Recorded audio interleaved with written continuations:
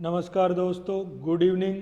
आज राजस्थान के बेरोजगार युवाओं के लिए एक बहुत बड़ी खबर निकल के आई है।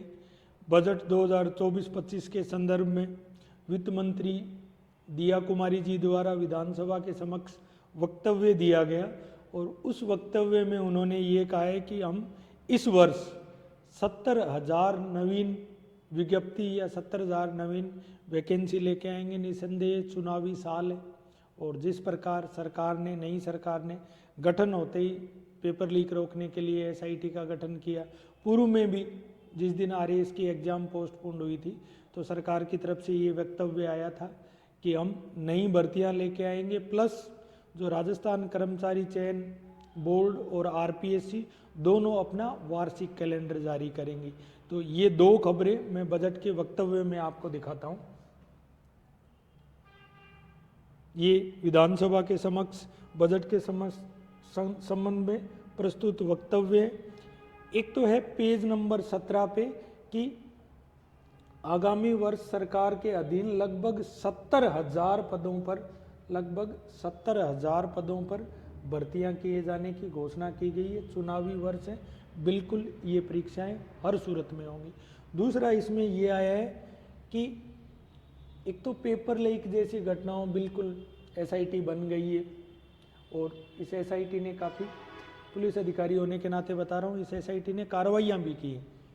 तो और दूसरा इन्होंने ये बताया है कि राजस्थान लोक सेवा आयोग और राजस्थान कर्मचारी चयन बोर्ड दोनों के दोनों वार्षिक भर्ती परीक्षा कैलेंडर जारी करेंगे। देखो, कैलेंडर जारी होना क्यों इम्पोर्टेंट हो जाता है। यूपीएससी की हर एग्जाम प्रत्येक साल हो रही है, जैसे यूपीएससी सिविल सर्विसेज एग्जामिनेशन तो है, इसके अलावा एनडीए है, सीडीएस है, असिस्टेंट कमांडेंट है। तो बच्चे को पता होता है कि कब उसकी एग्ज़ाम होनी है और इस अटैम्प्ट में नहीं हुआ तो नेक्स्ट अटैम्प्ट अगले साल फिर से आ जाता है। अगर ये व्यवस्था लागू रहती है तो और भी सोने पे सुहागा है। एक बात जो मैं आपसे बोलना चाह रहा था, देखिए जितनी भी भर्तियाँ हैं, चाहे कर्मचारी चयन बोर्ड की हो चाहे आरपीएससी की हो, उसमें कुछ चीज़ें कॉमन है। मैं 15 साल से स्टूडेंट्स के बीच में हूँ, बच्चों को देखता हूँ, तो ज़्यादातर उन बच्चों का सिलेक्शन नहीं हो पाता है जो खुद को स्पेसिफिक कर लेते हैं।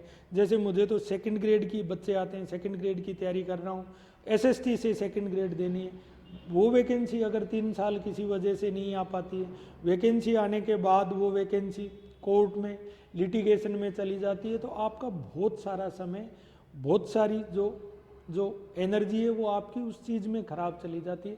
तो इसका एक बेहतर समाधान मैं बताता हूँ। इसका एक बेहतर समाधान ये है कि आप जैसे कोई भी एग्जाम हो, जैसे कर्मचारी चयन आयोग की आप एलडीसी ले लीजिए या 3rd ग्रेड है,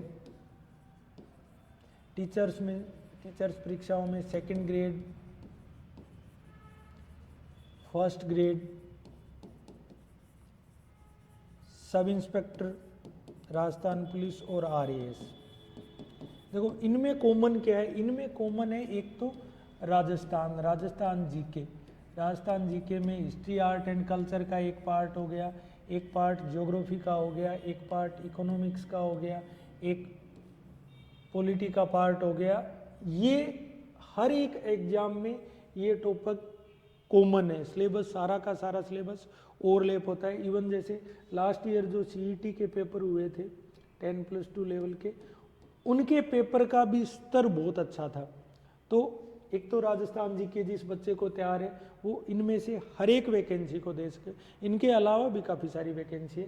प्लस आप जीके एंड जीएस में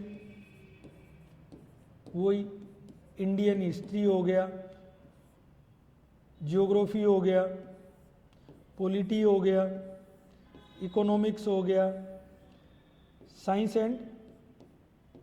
एंड टेक्नोलॉजी हो गया। तो ये भी पेपर कमोबेश, कहीं थोड़ा सिलेबस कम है, कहीं थोड़ा ज़्यादा है। इसके साथ जैसे 1st ग्रेड में थोड़े सवाल, 4 सवाल हिंदी इंग्लिश के आते हैं। एलडीसी में 30 नंबर के हिंदी इंग्लिश का पेपर है। तो आप इस तरीके से कॉमन तैयारी कीजिए, राजस्थान का जीके तैयार करें, इंडियन जीके तैयार करें, इसके साथ में थोड़ी मैथ रीजनिंग अपनी ठीक रखें, मैथ एंड रीजनिंग, और साथ में हिंदी इंग्लिश भी तैयार रखें।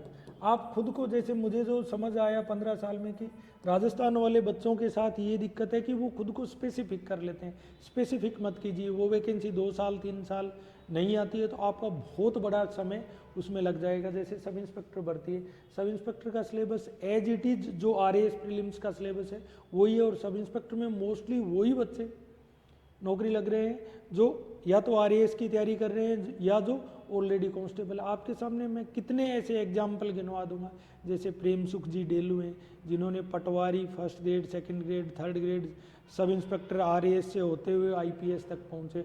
बहुत ऐसे एग्जाम्पल हैं। इस साल एक दिल्ली पुलिस के हेड कांस्टेबल हैं जो IAS बने। बहुत ऐसे उदाहरण हैं जो लोग बिल्कुल बेस से शुरू करते हैं।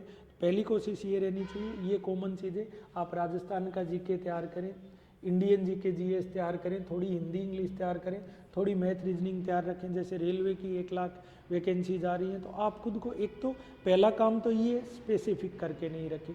दूसरा आपको बचना है जो कोचिंग की गाइड है, गाइड तथ्यात्मक पक्ष पर इतना ज़्यादा जोर देती है कि जैसे या तो कोई शॉर्ट ट्रिक बता रहा है रटने के लिए, उस तरीके से नहीं पढ़ें आप। जो स्कूल की आपकी टेक्स्ट बुक है जिनको डिज़ाइन इसलिए किया गया है कि जो 8वीं 9वीं 10वीं या 11वीं 12वीं का बच्चा उसको आसानी से समझ सके, वो डिटेल एनालिसिस है। वो आपकी जब कोई चीज़ आपकी अंडरस्टैंडिंग या समझ में आ जाएगी तो आपको रटने की ज़रूरत नहीं है।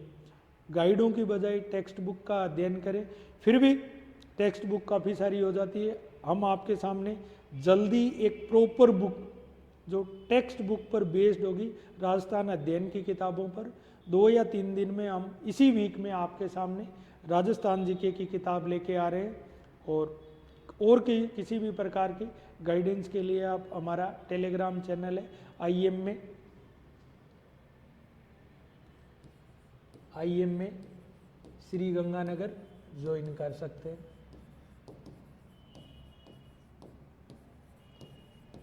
अब इन 70,000 वैकेंसी में ये स्पेसिफिक किसी ने नहीं बताया कि कौन सी वैकेंसी आ रही है, लेकिन फिर भी दोस्तों आप स्पेसिफिक मत होइए। स्पेसिफिक में वो वैकेंसी हो सकता है लंबे टाइम।